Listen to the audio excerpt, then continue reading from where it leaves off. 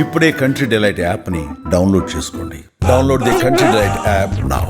ఏమైనా బెల్లంకొండ సురేష్ అగ్ర నిర్మాత అనేటువంటి దానికి నందమూరి ఫ్యామిలీ అటు ఫస్ట్ ఎన్టీఆర్ తర్వాత ఈ రెండు సినిమాలు కదా మీకు ఒక హైప్ తీసుకొచ్చి. ఎన్టీఆర్ గారు ఫస్ట్ బాలయ్య బాబు, ఫస్ట్ బాలయ్య బాబు నన్ను పిలిచి అడ్వాన్స్ తీసుకున్నాడు. సామయ్య ఉమ్మంగల్ని నేను కలిస్తే ఎమ్మటే ఫస్ట్ అడ్వాన్స్ తీసుకుంది బాలయ్య బాబు. వచ్చింది ఆది కానీ తర్వాత ముందు వచ్చింది ఆది కానీ బాలయ్య బాబే ఫస్ట్. నాకు సాంబయ్య అయినట్నే ఇంకా మా అన్నయ్య కానీ ఇవి కానీ ఏవి అవ్వాల, పలానా సినిమా తర్వాత నీ సినిమా అని చెప్పేసి త్వరగా ఎలా వెళ్ళగలిగారు? బాలయ్య బాబు గారి సినిమాలు తీసుకోండి, ఏ సినిమా అయినా కొత్త నిర్మాతలే. సమరసింహారెడ్డి కావచ్చు, నరసింహనాయుడు కావచ్చు, చెన్నకేశ్వరరెడ్డి కావచ్చు, ఇంకా చాలా సినిమాలు ఆయన ఒక్కడే. నేను అప్పటికి నెంబర్ 1 నేను ఎందుకంటానంటే ఆయన ఒక్కడే. కాతొంది డైరెక్టర్ ఉన్నాడు, తీగల నిర్మాత ఉంటే ఏముంది, ఎవరైనా ఒకటే అని చెప్పి ధైర్యం చేసి మనం ఉన్నాం కదా అని నిర్ణయం తీసుకొని డేట్లు ఇవ్వగలిగిన ఏకైకది సాంబ హిట్ అవ్వగలని నేను వెళ్ళి కలిసి ఇచ్చింది బాలయ్య బాబు గారు. So your stardom started with this Balayya Babu Nandamuri star. ఎందుకంటే అంతకుముందు నేను సాంబయ్య తర్వాతే, first film Sambayya, second film immediately Balayya Babu. నేను ఆయన 2 సినిమాల తర్వాత అన్న 2 years ఆయన ముందే చెప్పారు నాకు పలానా కమిట్మెంట్స్ ఉన్నాయి, ఈ సినిమా తర్వాత నీ సినిమానే. అలాగే చేశాడు. ఏమి వేరే సినిమా వచ్చినా ఏది చేసినా కూడా ఫస్ట్ నీ కమిట్మెంట్ ఇచ్చినా ఈ సినిమా అయినాక వేరే వెళ్తానని. బాలకృష్ణ గారితో చేసిన 2 సినిమాలు చెన్నకేశ్వరరెడ్డి, లక్ష్మీ నరసింహ, ఈ రెండిట్లో ఏది బెటర్ ఈల్డింగ్ ఇచ్చింది? యాక్చువల్గా అయితే చెన్నకేశ్వరరెడ్డి బ్లాక్ బస్టర్ హిట్ ఇవ్వాలి. మనం కొంచెం 90 daysలో రిలీజ్ చేయాలని ఒక టార్గెట్ తోటి 90th day రిలీజ్ చేసాం. స్టార్ట్ అయిన 90th dayనే రిలీజ్ అయిన సినిమా. అది సంక్రాంతి రిలీజ్ చేసి ఉంటే అందులో చిన్న చిన్న ఫాల్ట్స్ ఉండేది. ఇండస్ట్రీ రికార్డు అప్పుడు ఎక్కడికో ఉండేవాళ్ళం, ఎక్కడో టాప్ ప్లేస్లో ఉండేవాళ్ళం. చిన్న మిస్టేక్ చేసాం. తర్వాత దాని మిస్టేక్ ఏం చేయకుండా లక్ష్మీ నరసింహ. ఇప్పుడు ఏంటంటే అంతకుముందు ఆయన సమరసింహారెడ్డి కానీ వీరి సినిమాల తాలూకు రికార్డులు వాటి తాలూకు ఆ ఊపు అనేటిది అద్భుతంగా ఉంది బాలకృష్ణ గారికి. కరెక్ట్గా సంక్రాంతికి వచ్చినట్లయితే సీజనల్ అడ్వాంటేజ్ విపరీతంగా ఉంది. సీజన్ అని కాదు, కథలు కూడా చిన్న చిన్న ప్రాబ్లమ్స్ మార్పులు చేసుకొని మనం ఏం తప్పు చేసామని రెక్టిఫై చేసేసుకున్నాం. మాకు టైం లేకుండా అయిపోయింది. 23 తారీఖు షూటింగ్ చేసాం. అలా ఒక నిర్మాత అలా టైం బౌండ్ పెట్టుకొని తొందరపడటం అనేటువంటి దాన్ని ఒక అనుభవంగా చెప్పుకోవచ్చు. తొందరపడ్డా స్క్రిప్ట్ వినేటప్పుడు అన్ని కరెక్ట్ చేసేసుకుంటే 90 daysలో కన్నా సినిమా బాలకృష్ణ గారు లాంటి తోటి రిలీజ్ చేస్తే అడ్వాంటేజే వేరే ఉంటుంది.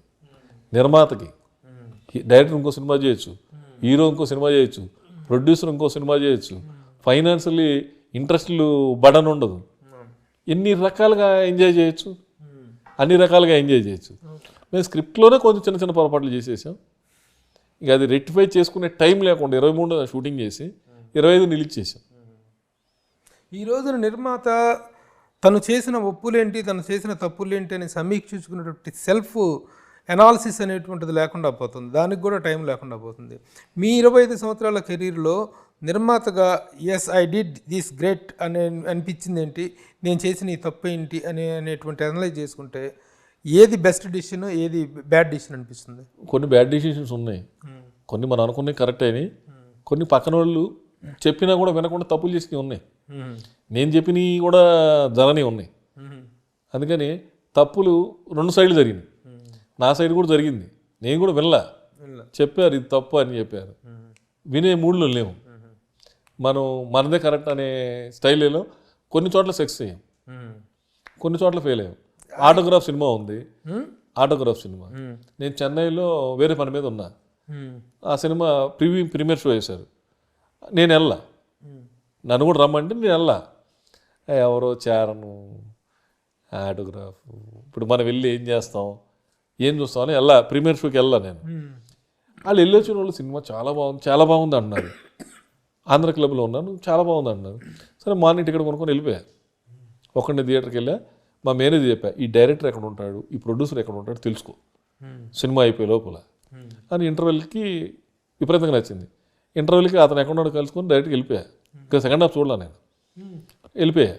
వెళ్ళిపోయి నేను సినిమా చేస్తాను, నాకు ఈ సినిమా కావాలి అని అడ్వాన్స్ ఇచ్చి అగ్రిమెంట్ చేసి మళ్ళీ సినిమా చూసాం మ్యాట్ని రెండోసారి.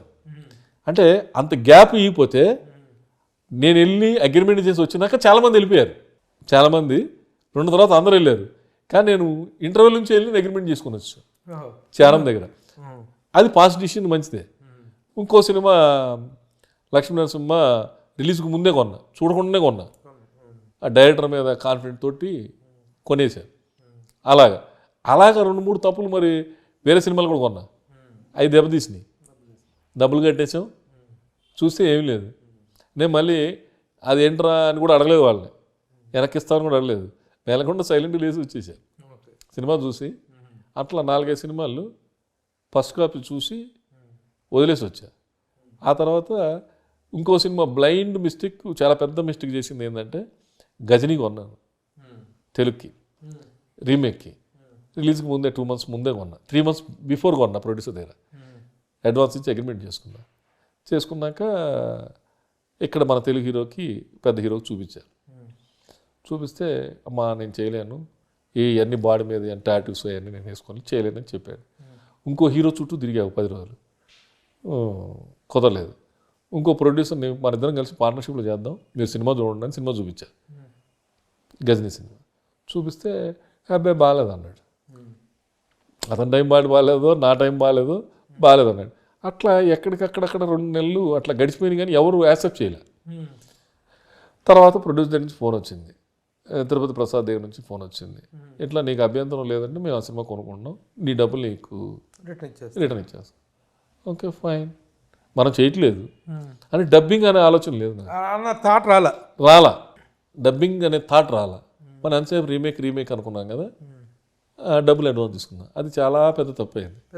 ఎందుకంటే మనం హిందీ చేసేవాళ్ళం కాదనుకోండి, మనం చేసిన రైట్స్, మనం రీమేక్ రైట్స్ తీసుకున్న తర్వాత డబ్బింగ్ రిలీజ్ చేయడం వాళ్ళకి లేదా?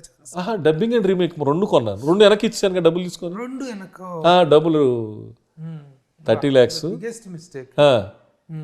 కొన్నా, రిలీజ్కి ముందే కొన్నాను, అన్నీ నచ్చే కొన్నా. బిగ్గెస్ట్ మిస్టేక్ అది. తర్వాత కో సినిమా తెలుగు రంగం అని రిలీజ్ పెద్ద బ్లాక్ బస్టర్ హిట్ అయింది.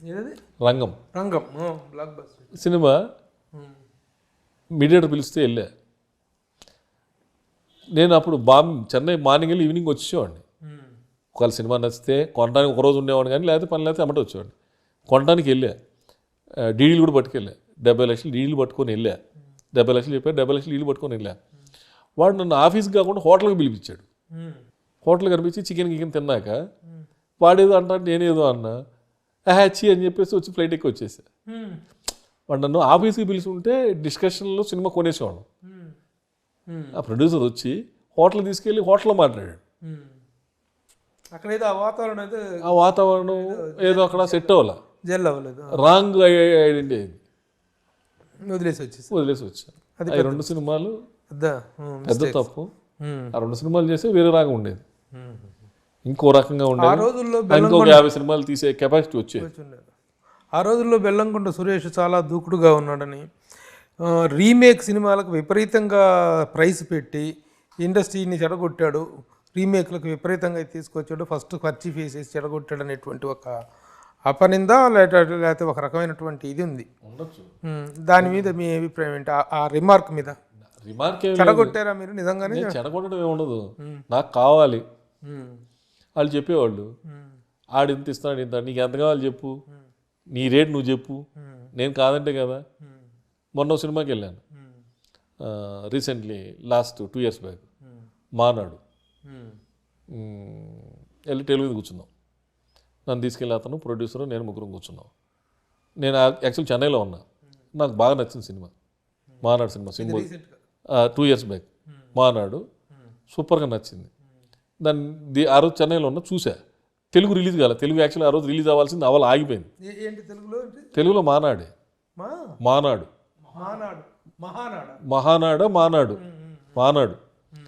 రిలీజ్ అవ్వాలా. సో మనం కొనేసుకుందామని చూసా, విపరీతంగా నచ్చింది. డైరెక్ట్ ప్రొడ్యూసర్ దగ్గరికి వెళ్ళాను, కూర్చున్నాను. సార్ నాకు 2 days టైం ఏంటి సార్ అన్నాడు. అలా సార్ ఎందుకు 2 days అన్నా? లేదు సార్ నేను పని ఉంది మాట్లాడాలన్నాడు. 2 days తర్వాత వెళ్తే మండే సార్ అన్నాడు. సండే వెళ్తే మళ్ళీ మండే అన్నాడు. ఈ 4 days అక్కడే నీ సినిమా 80% కొనాలని. మండే ఉంటే మండే సార్ நிறைய ஆள் కేకరాంగా கேட்குறாரு உங்களுக்கு வேணுమన్నా కాస్ట్ జాస్తి సార్ అన్నాడు. నీ రేట్ ఎందుకు చెప్పు, ఈ మీటింగ్లో వద్దు, నువ్వేమనుకున్నావు చెప్పు అన్నాడు. సార్ 4.5 ఉంది సార్ తెలుగు ఆఫర్ అన్నాడు. 5 crores అగ్రిమెంట్ తీ, సింగిల్ పేమెంట్ తీసుకో అన్నా. ఆడు కొంచెం షాక్ అయ్యాడు. నేను 4 కడుగుతాను 3 కడుగుతాను పెండింగ్ పెడదాం అనుకున్నాడు. 5 crores సింగిల్ పేమెంట్, డిస్కషన్ వద్దు, అగ్రిమెంట్ చేసి పేమెంట్ చేసేస్తాను, అకౌంట్ నెంబర్ చెప్పు, ఆన్లైన్ ట్రాన్స్ఫర్ చేసేస్తాను, అగ్రిమెంట్ చేసి ఇచ్చి పంపించాను. వాడు ఏమనుకున్నాడేమో, సార్ 1 day టైం వేయడం అన్నాడు. ఇక రానన్నా, ఇక నాకు వద్దు సినిమా, నేను చేయను, నువ్వు చెప్పిన రండి నేను ఓకే అన్నా. సార్ మీకు కొన్ని విషయాలు చెప్పాలి, అది 1 day టైం అయింది అన్నాడు. ఆ 1 dayలో హైదరాబాద్ వచ్చాడు. హిందీను తెలుగు 12 కోట్లకు అమ్ముకున్నాడు. Single payment. అతను హ్యాపీ, అతను హ్యాపీ. మనం చేసుంటే మనం నష్టపోయేవాళ్ళం, గ్యారంటీ నష్టపోయేవాళ్ళం. ఏ సినిమా? మానాడు సింబుది. సింబుది సురేష్ బాబును సునీల్ వీళ్ళు కొన్నారు. మనం అక్కడ మాట్లాడుతుంటే వాళ్ళు ఇక్కడ పిలిపించుకున్నారు, కొన్నారు. కానీ మంచిదే అయింది. వాళ్ళు తీయలేదు ఇప్పటివరకు, అది నేను తీసేవాడిని కాదేమో. ఎందుకంటే తెలుగు వచ్చేసింది, ప్లస్ ఏమైంది హిందీ అమ్మడానికి లేదు, అది వాడు అలా అమ్మేశాడు. ఇప్పుడు మన తెలుగు రీమేక్ చేసినా మనకు ఉన్న మార్కెటే మంచి మార్కెట్ హిందీ. ఇది లేనప్పుడు నేను సినిమా తీయలేను, ఎవరు తీయరు. గ్రేట్ ఎస్కేప్ ఇది. అది గ్రేట్ ఎస్కేప్. ఈ 2 yearsలో అది గ్రేట్ ఎస్కేప్. అదే మంచి జరిగినాయి, కొన్ని చెడు జరిగినాయి. సరే, ఏదేమైనా 25 సంవత్సరాల ఈ కెరీర్లో నిర్మాతగా మధ్యలో 9 సంవత్సరాలు ఒక నిర్మాతకు గ్యాప్ రావటం అనేటువంటిది అస్త్ర సన్యాసం, చిత్ర సన్యాసం చేయటానికి దారి తీసిన పరిస్థితులు ఏంటంటే ఏం చెప్తారు? పరిస్థితులు ఏం లేవు. మనం సినిమాలు తీస్తున్నాం అనుకో, పిల్లల సినిమాలు అన్నీ మనమే తీయాలి, ఇక బయట ఎక్స్పోజ్ ఉండదు. ఇప్పుడు బయట 10 సినిమాలు బయట చేశాడు, ఎక్స్పోజ్ వచ్చింది. ఇప్పుడు 4 సినిమాలు షూటింగ్ జరుగుతున్నాయి. ఒక సినిమా కంప్లీట్ అయిపోయింది, మిగతా సినిమాలన్నీ 60-50% అయ్యి షెడ్యూల్ ప్రకారంగా జరుగుతున్నాయి. ఆ అవకాశం ఉండేది కాదుగా. అన్ని సినిమాలు మనమే చేయాల్సి వచ్చింది. కొడుకులు ఎక్కి రావటం వల్ల వాళ్ళు హీరోలు బయట సినిమాలు చేయాలంటే వాటిని మనం ఆగాలి. మనం ఆగితేనే అవి ముందుకు వెళ్తాయి. లేకపోతే ఏమైంది, మీ నాన్నే ప్రొడ్యూసర్ కదా, మీరే చేసుకోండి అంటారు. లేదా మళ్ళీ మనకు ఖర్చు కథలు చెప్తుంటాం. అంతే తప్ప బెల్లంకొండ సురేష్ సినిమాలు తీయలేని పరిస్థితిలోకి వెళ్ళి ఆగిపోయింది లేదు. సినిమా అనుకోవటం అయిపోయింది, ఎక్కడ అయిపోద్ది, ఎప్పటికీ అయిపోదు. బెల్లంకొండ సురేష్ పరిస్థితి అస్సలు. నా అదృష్టం ఏంటంటే ఎదురు దెబ్బలు పడ్డాయి. లేదు, కొడుకులు ఎస్టాబ్లిష్ అవ్వాలి, మన సైడ్ వేరే చేసాం, మళ్ళీ బ్రహ్మాండ సంపాదించాం. నేను చెప్తాను కదా, నాకు భగవంతుడు వరం ఉంది, ఎప్పటికీ ఎవరికి లేదు, నాకు భగవంతుడు ఉంది. నాకు కొంచెం తెలుసుద్ది, తెలివితేటలలో ఏం చేయాలి ఏం చేయకూడదు కొన్నిసార్లు తెలుసుద్ది. తెలిసి కొన్నిసార్లు మూర్ఖంగా ప్రవర్తిస్తా, చెప్తుంటుంది ఇది తప్పు చేస్తున్నావు అని, చేసిన మూర్ఖంగా చేస్తా, తప్పు అయిపోద్ది. అయిపోయినాక నువ్వు తప్పు చేసావు, నేను చెప్పిన మాట వినలేదని నా మైండ్ చెప్పుద్ది. అలాగే నేను స్కూల్లో చదువుతున్నప్పుడు రాజ్భవన్ స్కూల్లో హైదరాబాద్లో రహమత్ నగర్లో ఉండేవాళ్ళం, యూసుఫ్గూడ రహమత్ నగర్లో ఉండేవాళ్ళం. బస్ వచ్చి మాకు ఒక ట్రిప్పు కోటికి వేసేది, ఒక ట్రిప్పు నాంపల్లికి వేసేది, ఒకే బస్సు. స్కూల్ బస్సా? మామూలుగా city bus, RTC bus. Pass ఉండేది కదా అప్పుడు, స్కూల్ పాస్ ఉండేది. యూసుఫ్గూడ చెక్ పోస్ట్ పోలీస్ క్వార్టర్స్లో లాస్ట్ స్టాప్, అక్కడ ఎక్కేవాళ్ళం పొద్దున్నే 7 o'clock. అక్కడ దిగేవాళ్ళం ఖైరతాబాద్లో, లోపల నడుచుకుంటూ వెళ్ళేవాళ్ళం రాజ్భవన్ గవర్నమెంట్ స్కూల్. మళ్ళీ అక్కడికి వచ్చి బస్ ఎక్కేవాళ్ళం, ఇక్కడ దిగి మధ్యలో ఇన్స్టిట్యూట్ ఒకటి ఉంది, సైట్ ఇన్స్టిట్యూట్ అని గవర్నమెంట్ది ఇంటర్నేషనల్ ఇన్స్టిట్యూట్ ఒకటి ఉంది. దాంట్లోంచి షార్ట్ కట్ అనమాట, రహమత్ నగర్లో నడుచుకుంటా బ్యాగ్ వేసుకొని వెళ్తుంటే దొంగ సినిమాలు చేయండి. కృష్ణ గారిది సినిమా చూడాలి, డబ్బులు లేవు. మా ఫాదర్ అప్పుడు జాబ్ మీద మార్కాపురం, లాస్ట్ రిటైర్మెంట్ మా ఫాదర్ అక్కడ ఉన్నాడు. మా ఫాదర్ ఉంటే సినిమాకి డబ్బులు ప్రాబ్లం లేదు, మా మదర్ చదువుకునేటప్పుడు సినిమా లేదని చెప్పి డబ్బులు ఇచ్చేది. ఎలాగాని ఒక 5 రూపాయలు ఉంటే బాగుండని బ్యాగ్ వేసుకొని వెళ్తా ఉంటే 5 రూపాయల నోటు, రిజర్వ్ బ్యాంక్ నోటు, పెళ్ళాడుతుంది మిట్ట మధ్యాహ్నం ఎండకి, ఎండాకాలం చూస్తే 5 రూపాయల నోటు కనపడింది. ఇదేంట్రా బాబు మనం 5 రూపాయలు చాలంటే 5 రూపాయలు కనపడిందని చెప్పి తీసి జేబులో పెట్టుకుని అటు ఇటు చూసేసి మెల్లగా ఆ కంచెలో నుంచి అవతలకు వచ్చి మెల్లగా నోటు చూసుకుందామని చూస్తే ఇలా తీసుకుంటే నోట్లు వస్తున్నాయి. 10 నోట్లు అవి 50 రూపాయలు. 1 year వరకు మనకి అసలు ఎవరిని అడిగే పని లేదు. అప్పుడు 5 రూపాయలు బస్ పాసు లక్కడికాపుల్లో మీరా థియేటర్ ఉండేది. వారం వారం సినిమా థియేటర్ చేంజ్ అవుతూ ఉండేది. మనకి ఇక్కడ ఎక్కేవాడిని బస్సు ఖైరతాబాద్ దాకా పాసే, అక్కడ దిగి నడిచి వెళ్ళేవాడిని. డబ్బులు ఖర్చు పెట్టేవాడిని కాదు. మా ఫాదర్ ఇచ్చినా కూడా డబ్బులు ఖర్చు పెట్టేవాడిని కాదు. జాగ్రత్తగా ఉండేవాడిని, చాలా అంటే చాలా జాగ్రత్తగా ఉండేవాడిని. రేపేంటి మనం ఇప్పుడు ఖర్చు పెట్టేస్తే అనే అబ్బా ఖైరతాబాద్ దిగి అక్కడ నుంచి దగ్గరేగా నడుచుకుంటూ వెళ్ళిపోయేవాడిని. అంటే అప్పుడు ఈ ట్రాఫిక్ లేదు, చాలా ఈజీ నడవటం, రోడ్ల మీద నడవటం. మళ్ళీ అక్కడికి వచ్చి బస్సు ఎక్కేవాడిని. పాస్ ఉండేది కదా, పాస్ వేస్ట్ చేసేవాడిని కాదు. అలాగా ₹1.5 ఇంకో రూపాయి ఖర్చు, 2.5 ఖర్చు పెడితే బ్రహ్మాండమైన సినిమాలు చూసేవాళ్ళం. అప్పుడే 10 పైసలు పెడితే పల్లీలు ఇచ్చేవాళ్ళు కదా. టికెట్ 40 రూపాయి టికెట్, ₹1.5.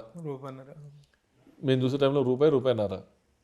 అందుకని అట్లా ఆ రోజు నుంచి ఎప్పుడు ఎవరిని చేసి డబ్బులు అడుక్కోవడం కానీ ఇవి కానీ చేయలేదు.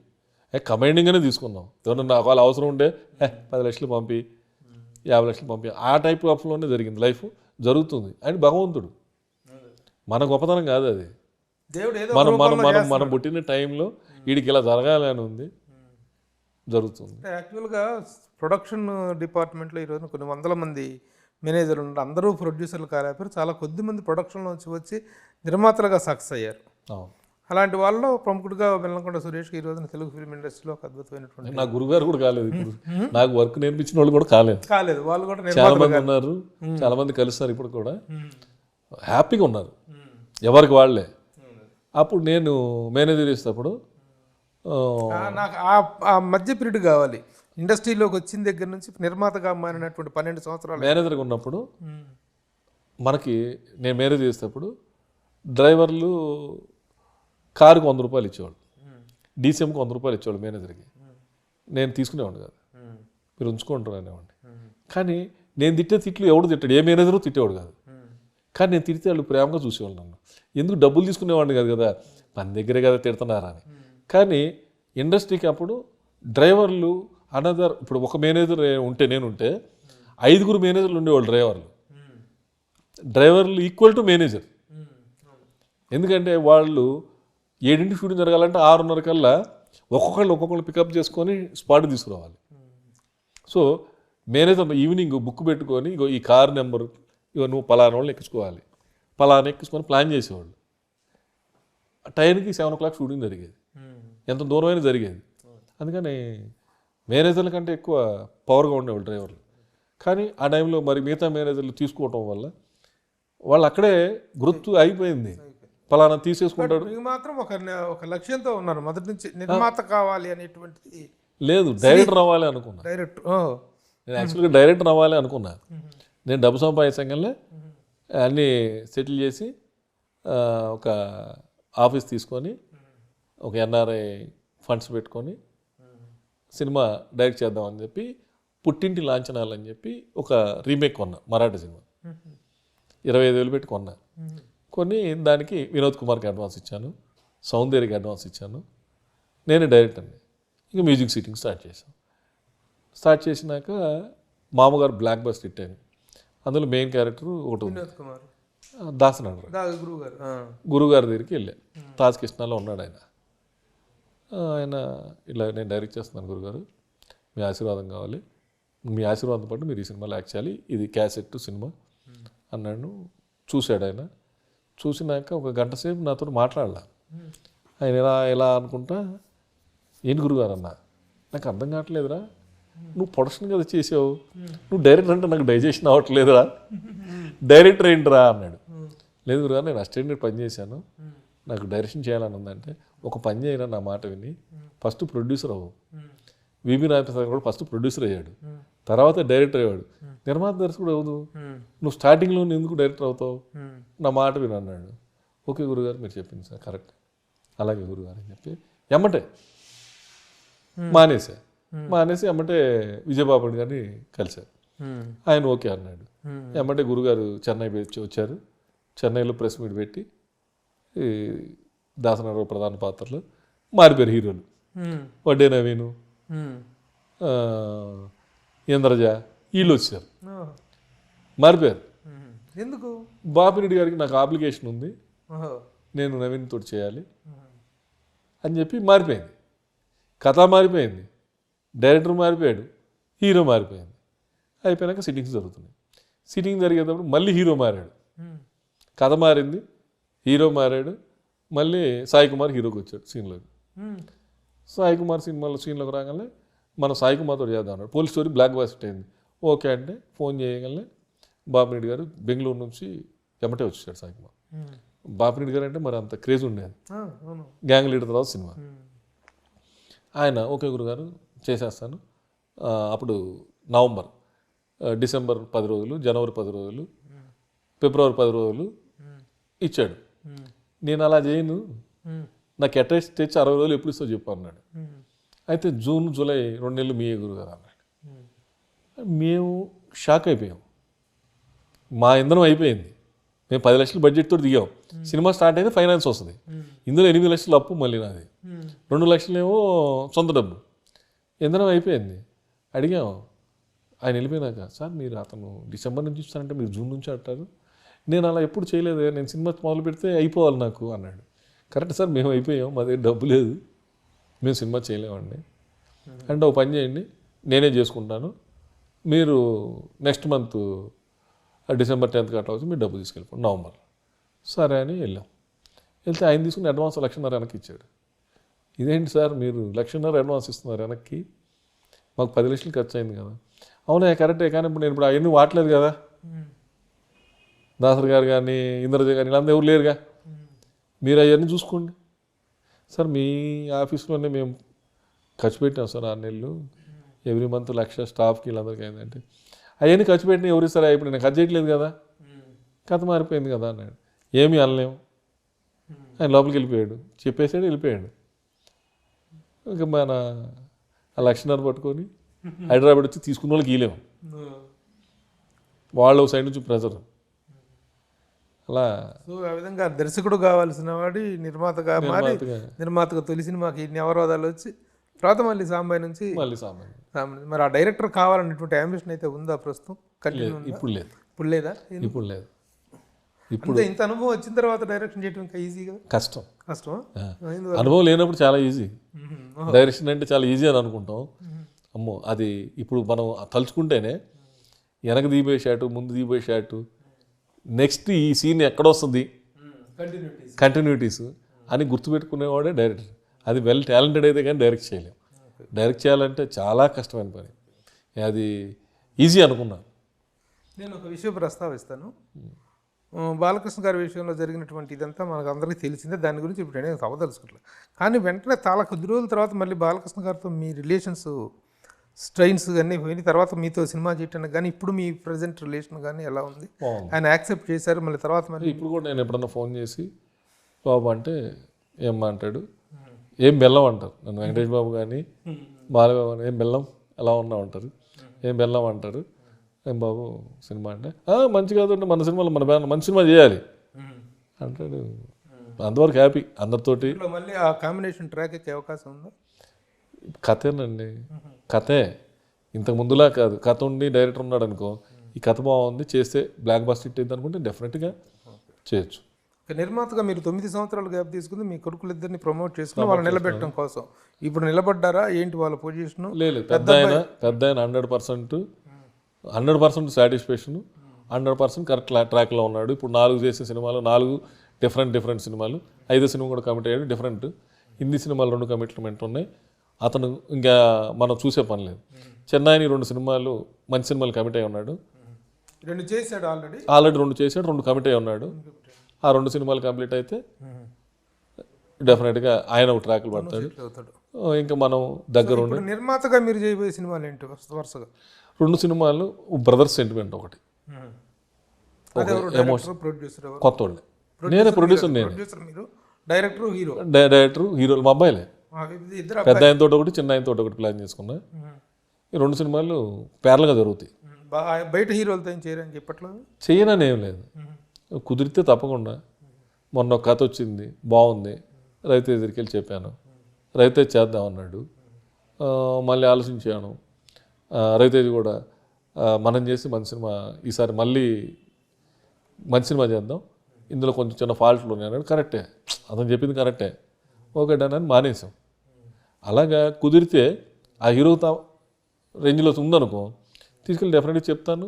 నిర్మాత సెల్ఫ్ రెస్పెక్ట్ అనేటువంటిది ఈ రోజున ఒక ప్రశ్నార్థకమైంది. బట్ ఉన్నంతలో you have done your the best అనేటువంటిది నేను చేసుకున్నారు.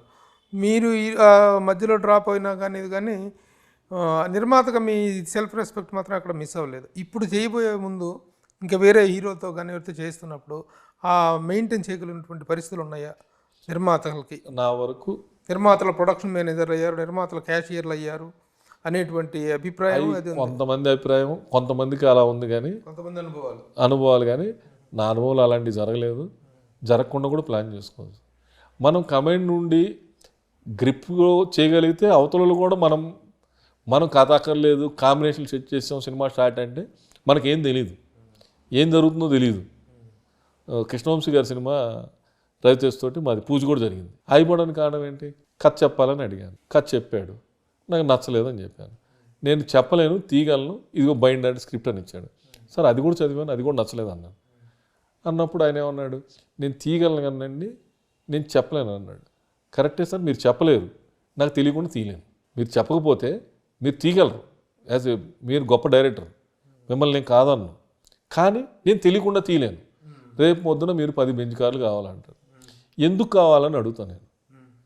నేను 10 కార్లు బెంచ్ కార్లు నాకు తెలియకుండా పంపించే పొజిషన్లో నేను సినిమా తీయను. నేను తీయాలంటే నాకు ఆ బెంచ్ కార్లు ఎందుకు కావాలి, ఏ సీన్లో వాడుతాం, ఎందుకు వాడుతున్నాం అని అడుగుతా. అప్పుడు మీరు కథ చెప్పాల్సి వస్తుంది, అప్పుడు కన్విన్స్ చేయాలి. దానికంటే బెటర్ ఇప్పుడు మీరు నా కథ అయినాక సినిమాని స్టార్ట్ చేద్దాం.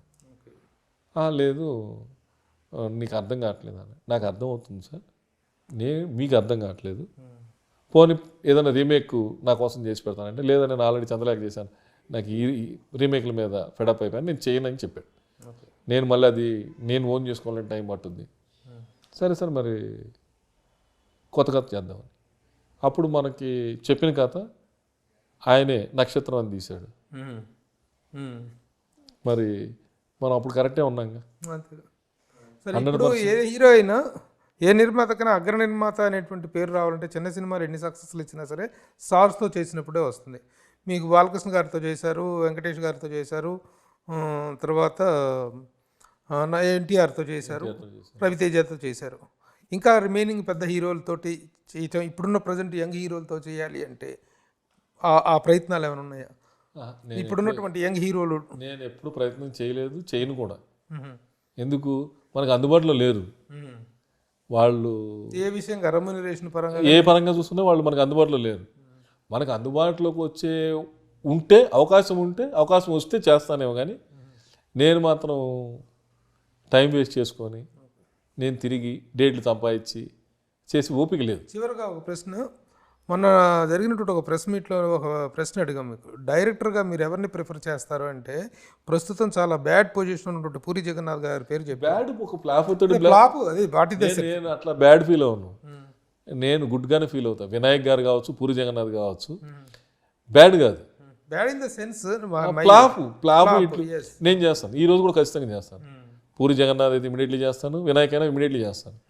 కథ ఉంటే వాళ్ళు బ్రహ్మాండంగా తీయగలరండి. అది ఎక్కడో మిస్ఫైర్ అయింది.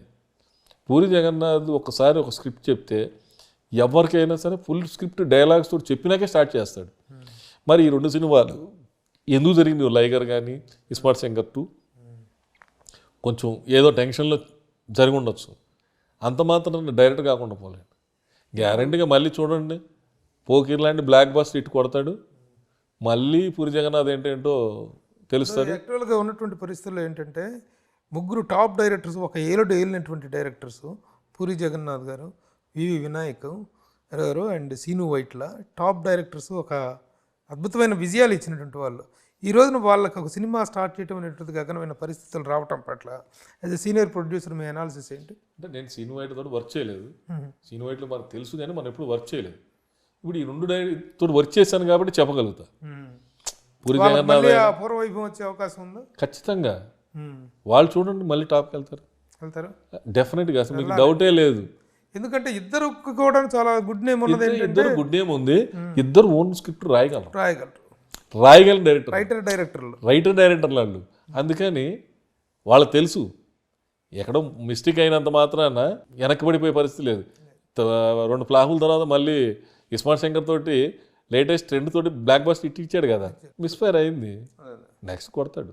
25 సంవత్సరాల ఈ కెరీర్ అనేటువంటిది మాత్రం మోస్ట్ సక్సెస్ఫుల్గా most top producers of Tollywood అనేటువంటి లిస్టులో బెల్లంకొండ సురేష్ పేరు ఉండేలాగా అద్భుతంగా జర్నీ సాగింది. ఈ ప్రస్థానం ఇలాగే కొనసాగాలి. మీ ఇద్దరు అబ్బాయిలు ఇప్పుడు బాధపడుతున్నారు, ఇంకిద్దరిని కంటే బాగుండేది, ఇద్దరు హీరోలు చేసుకోవచ్చు. ఇద్దరు చాలు, ఇద్దరు చాలు.